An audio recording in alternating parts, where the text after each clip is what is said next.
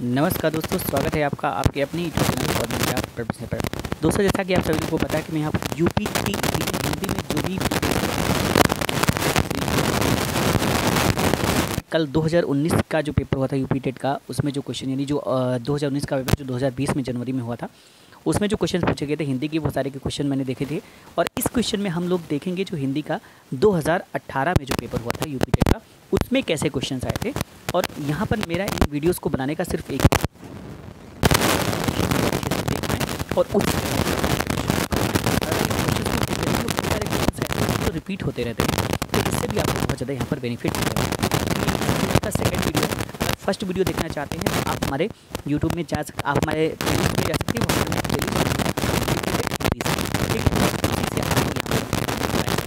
सारी वीडियोस। ठीक है, तो चलिए, तो आज का हमारा जो पहला क्वेश्चन आ रहा है वह है कवि और उसकी रचना का कौन सा जोड़ा सही नहीं है। तो दोस्तों, यहाँ पर देखिए, मैंने बताया था लेखक और उनकी रचनाओं से संबंधित प्रश्न पूछे जाते हैं। बुक आती है तो आपका आराम से कवर हो जाएगा। तो दोस्तों, यहाँ पर जो इसका पूछा गया कि कौन सा जोड़ा सही नहीं है, तो इसका जो आंसर हो जाएगा ये हो जाएगा ऑप्शन नंबर डी, ऊर्ध्व शतक में भारतेंदु हरिश्चंद्र। ये जोड़ा यहाँ पर सही नहीं है। जो ऊर्ध्व शतक है ये आपका जगन्नाथ रत्नाकर की रचना है, ठीक है, न कि यहाँ पर भारतीय। आगे बढ़ते हैं, नेक्स्ट क्वेश्चन देखते हैं। नेक्स्ट हमारा लेखक और उनकी कृति में कौन सा चित्र यहाँ पर गलत है, तो कौन सा चित्र आपको बताना है। तो इसका आंसर यहाँ होगा ऑप्शन नंबर डी, दर्शन दिग्दर्शन रामचंद्र शुक्ल।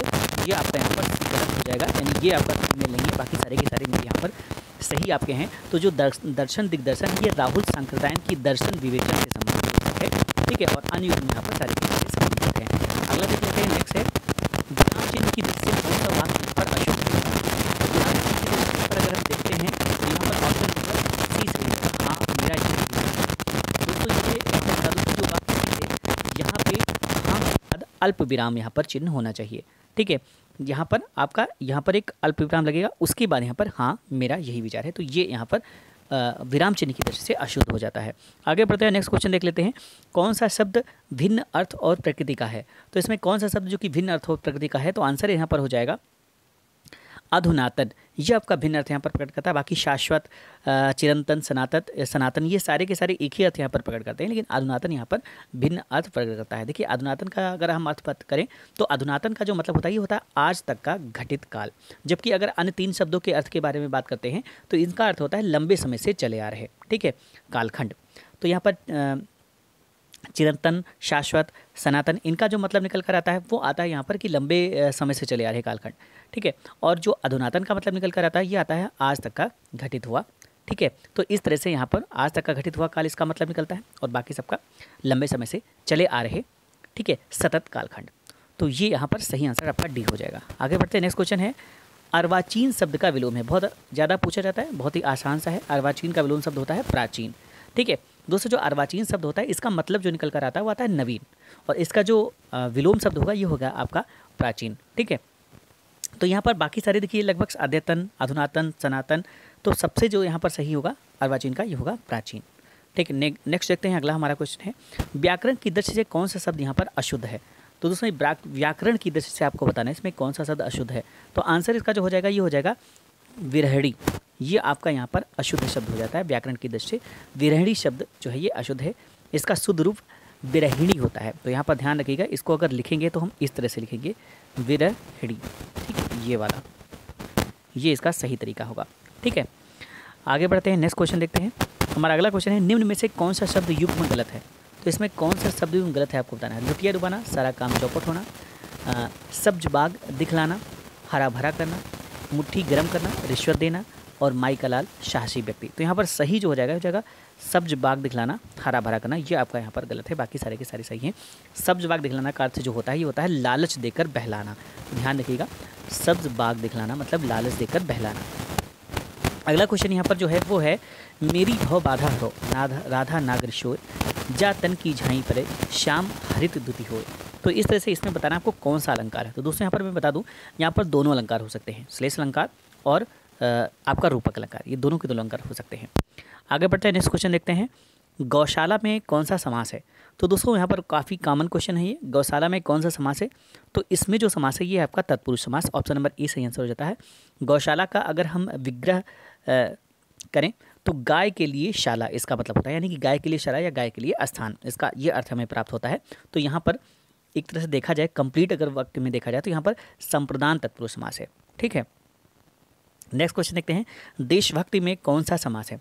तो देशभक्ति में आपको बताना है कि कौन सा समास है, तो आंसर यहाँ पर हो जाएगा तत्पुरुष समास। देशभक्ति में कौन सा समास है, तो इसका देखो अगर हम विग्रह करते हैं तो यहाँ पर विग्रह करने पर हम इसका मतलब निकलता है देश की भक्ति। ठीक है, तो यहाँ पर देशभक्ति में इस तरह से संबंध तत्पुरुष समास हो जाता है। ठीक है, आगे बढ़ते हैं, नेक्स्ट क्वेश्चन देखते हैं, प्रागैतिहासिक में किस उपसर्ग का प्रयोग है। तो प्रागैतिहासिक में किस उपसर्ग का प्रयोग है, तो सभी को पता होना चाहिए यहाँ पर किस उपसर्ग का होगा, तो यहाँ पर प्राक उपसर्ग का प्रयोग यहाँ पर होगा। प्रागैतिहासिक में प्राक उपसर्ग का यहाँ पर प्रयोग होगा। उपसर्ग ऐसे यहाँ पर शब्द होते हैं जो यहाँ पर वाक्य जो शब्द हमारा होता है उसके पहले लगाए जाते हैं और प्रत्यय बाद में लगाए जाते हैं। तो यहाँ पर आंसर हो जाएगा option number A, Praak. Next question देखते हैं, तुलसीदास किसकी कविता है। तो दोस्तों जो तुलसीदास है ये किसकी कविता है, ये आपको यहाँ पर बताना है। तो तुलसीदास जो कविता ये है सूर्यकांत त्रिपाठी निराला। सूर्यकांत त्रिपाठी निराला। अगर आप लोगों ने मेरा पिछला वीडियो देखा होगा तो उसमें भी ये क्वेश्चन रिपीट हुआ था, आप लोग वहाँ पर देख पाएंगे। आगे बढ़ते हैं, नेक्स्ट क्वेश्चन है, बहिष्कार का संधि विच्छेद क्या है। तो दोस्तों बहिष्कार का जो संधि विच्छेद है ये बिल्कुल सही संधि विच्छेद यहाँ पर हो जाएगा बहि प्लस कार, यानी कि ऑप्शन नंबर सी सही आंसर यहाँ पर हो जाता है। ठीक है, तो ये विसर्ग संधि का यहाँ पर उदाहरण दिया गया है, बहि प्लस कार। आगे बढ़ते हैं, नेक्स्ट क्वेश्चन है हमारा, वैदेही वनवास किसकी रचना है। तो दोस्तों जो वैदेही वनवास है ये किसकी रचना है आपको बताना है। तो इसका हो जाएगा अयोध्या सिंह उपाध्याय हरिओद। अयोध्या सिंह उपाध्याय हरिओद की रचना है वैदेही वनवास। ठीक है, आगे बढ़ते हैं, नेक्स्ट क्वेश्चन है, निम्न में से पुल्लिंग शब्द का चयन कीजिए। तो दोस्तों यहाँ पर पुल्लिंग शब्द आपको बचाना है, इसमें से कौन सा बताना है कौन सा होगा। तो आंसर हो जाता है पहिया, ये आपका पुल्लिंग है। बाकी सारे लिखावट, पखावट और मझधार ये सारे के सारे यहाँ पर स्त्रीलिंग है, लेकिन पहिया शब्द यहाँ पर पुल्लिंग है। आप इसको वाक्य में प्रयोग करके समझ सकते हैं, जैसे पहिया घूमता है, तो पहिया घूमती ही नहीं सही रहता है, पहिया घूमता है तो एक तरह से पुल्लिंग शब्द को प्रकट करता है। बाकी लिखावट लिखी जाती है। ठीक है, मझधार ये सारे के सारे स्त्रीलिंग को शो करते हैं। आगे बढ़ते हैं, संप्रेषण कला क्या नहीं है। तो संप्रेषण कला इसमें से क्या नहीं है बताना है। तो दोस्तों यहाँ पर मैं यहाँ पर आपको थोड़ा सा वो गद्यांश इसका है वो यहाँ पर देना भूल गया हूँ, मैं पढ़कर बोल देता हूँ। यहाँ पर इसका जो गद्यांश है, गद्यांश यहाँ पर ये था, स्पष्टता, आत्मविश्वास, विषय की अच्छी पकड़ और प्रभावशाली भाषा में अपने विचारों और भावनाओं को व्यक्त करना ही संप्रेषण कला है। तो यहाँ पर संप्रेषण कला क्या नहीं है, तो देखिए दोस्तों यहाँ पर बताया गया है स्पष्टता, आत्मविश्वास, विषय की अच्छी पकड़ और प्रभावशाली भाषा में अपने विचारों को और भावनाओं को व्यक्त करना ही संप्रेषण कला है। और पूछा गया आपसे यहाँ पर कि क्या इसमें से संप्रेषण नहीं है, तो इसका जो आंसर हो जाएगा ये हो जाएगा अलंकरण। देखिए आत्मविश्वास, प्रभावशाली भाषा, विचारों और भावनाओं की अभिव्यक्ति, ये अभी मैंने बताया, ये तीनों के तीनों इसके अंतर्गत आ जाते हैं। ठीक है, तो ऑप्शन नंबर ए आपका सही आंसर हो जाएगा। नेक्स्ट क्वेश्चन देखते हैं, संप्रेषण कला का विकास किससे होता है। तो दोस्तों इसके आगे हम लोग यहाँ पर अगर पढ़ते हैं अपना जो हमारा गद्यांश है वो है जो निरंतर अभ्यास से निखारी जा सकती है। तो यहाँ पर बताया गया है कि अपने स्पष्टता, आत्मविश्वास, विषय की अच्छी पकड़ और प्रभावशाली भाषा में अपने विचारों और भावनाओं को व्यक्त करना ही संप्रेषण कला है जो निरंतर अभ्यास से निखारी जा सकती है। एक दिन में कोई अच्छा वक्ता नहीं बन सकता तथा भाषा पर अनायास ही किसी की पकड़ नहीं हो पाती। इसी अभ्यास से स्वामी विवेकानंद ने जिस संप्रेषण कला का विकास किया था उसने विश्व धर्म सम्मेलन में लाखों अमेरिकी निवासियों को चकित और मोहित कर दिया। तो संप्रेषण कला का विकास किससे होता है, तो इसका जो सही आंसर हो जाएगा ये हो जाएगा अभ्यास से होता है। ऑप्शन नंबर ए आपका सही आंसर हो जाएगा। आगे बढ़ते हैं, नेक्स्ट क्वेश्चन देखते हैं, निम्न में संयुक्त व्यंजन कौन सा नहीं है। तो दोस्तों यहाँ पर संयुक्त व्यंजन जो होते हैं वो यहाँ पर दो अक्षरों से मिलकर बने होते हैं। तो इसमें बताना आपको इसमें से कौन सा संयुक्त व्यंजन नहीं है। तो जो या है ये एक संयुक्त व्यंजन नहीं है, बाकी सारे के सारे यहाँ पर इसमें संयुक्त व्यंजन है। तो दोस्तों यहाँ पर संयुक्त व्यंजन की बात करूँ तो जो ये हमारा छत्र और ज्ञ, ये तीनों के तीनों क्या हैं, संयुक्त व्यंजन हैं। आप लोगों को बताना है किन किन अक्षरों से मिलकर बनी हुई हैं, कमेंट बॉक्स में बताइएगा। आगे बढ़ते हैं, नेक्स्ट क्वेश्चन देखते हैं, मृत्युंजय पद में कौन सा सही है। यहाँ पर मृत्युंजय पद में कौन सा यहाँ पर समास है ये आपको यहाँ पर बताना है। तो आंसर इसका जो हो जाएगा ये हो जाएगा आपका नंबर बहुव्रीहि समास। ऑप्शन नंबर सी आपका मृत्युंजय शब्द जो है इसमें बहुव्रीहि समास है।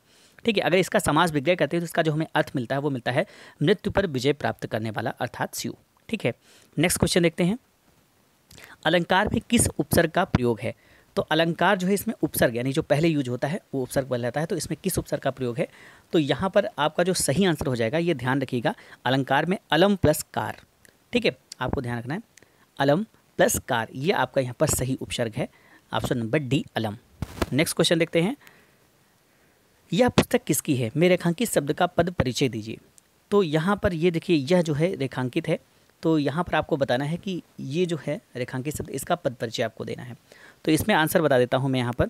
इसका जो सही आंसर हो जाएगा ये हो जाएगा सार्वनामिक विशेषण, पुस्तक विशेष, एक वचन, स्त्रीलिंग। ठीक है, तो ये जो है, यह जो है पुस्तक की विशेषता को बताता है। तो एक तरह से विशेषण है, लेकिन ये कैसा है, सर्वनाम की तरह यूज है, तो सार्वनामिक विशेषण है। ठीक है, और यहाँ पर पुस्तक क्या है, विशेष है, यहाँ पर एक वचन है और स्त्रीलिंग है। नेक्स्ट क्वेश्चन देखते हैं, हमारा अगला क्वेश्चन है, विश्लेषण शब्द का विलोम होगा। तो विश्लेषण शब्द का यहाँ पर जो विलोम होगा ये हो जाएगा आपका ऑप्शन नंबर बी, संश्लेषण। विश्लेषण का विलोम क्या हो जाएगा, संश्लेषण। ऑप्शन नंबर बी सही आंसर हो जाता है।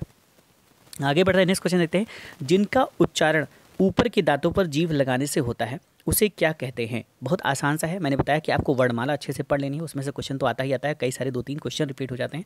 तो बहुत ही छोटा सा चैप्टर है वर्णमाला, उसको आप लोग पढ़ लीजिएगा और उससे कई सारे क्वेश्चन आपके सही हो जाएंगे। तो इसका आंसर हो जाएगा दंते। ठीक है, ऑप्शन नंबर बी आपका सही आंसर हो जाता है।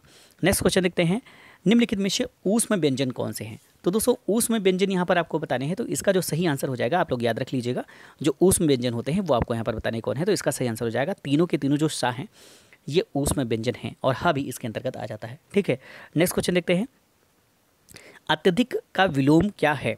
तो अत्यधिक मतलब बहुत ज़्यादा, अत्यधिक से क्या मतलब निकलता है, तो इसका विलोम क्या हो जाएगा, अल्पज्ञ, अत्यल्प, सॉरी अल्पज्ञ नहीं, अत्यल्प, ये आपका इसका विलोम सही आंसर हो जाएगा। नेक्स्ट क्वेश्चन देखते हैं, ऋत का विलोम क्या है। तो यहाँ पर ऋत का विलोम आपको बताना है क्या होगा, तो इसका आंसर हो जाएगा अनृत, यानी कि ऑप्शन नंबर ए आपका सही आंसर हो जाता है। ठीक है, नेक्स्ट क्वेश्चन देख लेते हैं। अगला हमारा क्वेश्चन है, संकल्प शब्द में उपसर्ग बताना है। तो दोस्तों संकल्प में कौन सा उपसर्ग है ये आपको बताना है। तो उपसर्ग यानी कि पहले जो युद्ध होते हैं, तो संकल्प में सम प्लस कल्प, यानी कि आपका ऑप्शन नंबर ए सही आंसर हो जाता है। देखिए यहाँ पर संकल्प आपको लगता है कि ना का यहाँ पर यूज हो रहा है, लेकिन यहाँ पर स म होगा। ठीक है, माँ के साथ हलंत लगा है, तो समकल्प यहाँ पर सही आंसर होगा। नेक्स्ट क्वेश्चन देखते हैं, मुझसे खड़ा भी हुआ नहीं जाता, इस वाक्य का वाच्य क्या होगा। तो बहुत ही आसान सा है, यहाँ पर व्यवस्था को दिखा रहा है, तो इस तरह से यहाँ पर भाववाच्य हो जाएगा। ठीक है, ऑप्शन नंबर ए सही आंसर यहाँ पर हो जाता है। नेक्स्ट क्वेश्चन देख लेते हैं, हमारा अगला है, तद्भव और इसके तत्सम का कौन सा मेल गलत है। तो तद्भव और इसके तत्सम का कौन सा मेल गलत है ये आपको यहाँ पर बताना है। तो दोस्तों यहाँ पर 2 सही आंसर दिए गए हैं, लुनाई यानी लावण्यता और आयुष यानी आदेश। तो यहाँ पर बता दूँ कि जो लुनाई लावण्यता का मेल है ये गलत है, अन्य युग्म सही है। लावण्यता का अर्थ होता है सुंदरता, ठीक है, जबकि लुनाई का तत्सम लवणता होता है, और तद्भव तत्सम की दृष्टि से आंत और अंत्र। तो तद्भव और इसके तत्सम का कौन सा मेल यहाँ पर गलत है, तो यहाँ पर बी और सी ये आपका आयुष में से होता है आशीर्वाद एक तरह से देखा जाए, और आदेश मतलब होता है किसी को आदेश देना। तो ये दोनों के दोनों यहाँ पर गलत हो महसूस होते हैं, आप लोग बताइएगा कमेंट बॉक्स में। नेक्स्ट क्वेश्चन देखते हैं, लेखक और उसकी रचना का कौन सा जोड़ा गलत है।